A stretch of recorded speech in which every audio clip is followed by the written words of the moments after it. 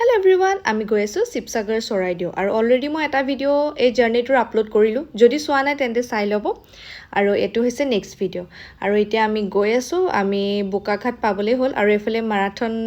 ৰেস হৈ আছিল দেখিছিলে নে দুজনমান মানুহ গৈছে আৰু ফাইনালি বোকাখাট আহি পালো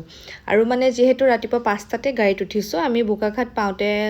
8:30 মান বজাত পাইছোহি একদম পাৰফেক্ট ব্ৰেকফাষ্ট টাইম আৰু ইয়াতে যদি পুৰি সবজিটো এনেও টেস্টি লাগে তাতে একদম ব্ৰেকফাষ্ট টাইমতে পাই গৈছো যে একদম মানে খাজে খুপে খাই গৈছে আৰু ধুনিয়াকৈ সকলোৱে ব্ৰেকফাষ্ট কৰি ললো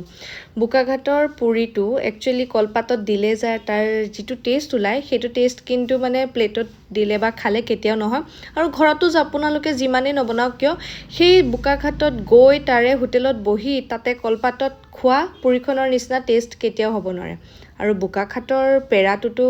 ফেমাস কিমান আৰু হেতু মানুহ কবই নালাগে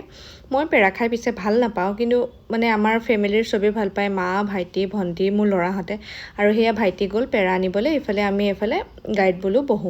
আৰু আমাৰ আকৌ যেহেতু বহুত দূৰ যাব লগা আছে সোনাৰী যাব লগা আছে যে কিমান দেৰি হ'ব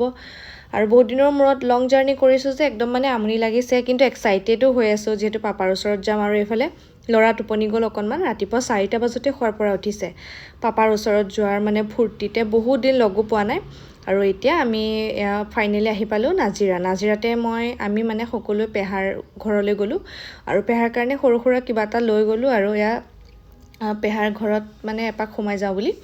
আৰু লৰাহতে পেহাৰ ঘৰত গৈ পেলাই কুকুৰ গিটা দেখি পেলাই কি ভাজ ফেঙুটি দিছে চাওকচোন বেছি সময় ৰখা নাই আমি খুব বেছি 5-10 মিনিট মান ৰখিছো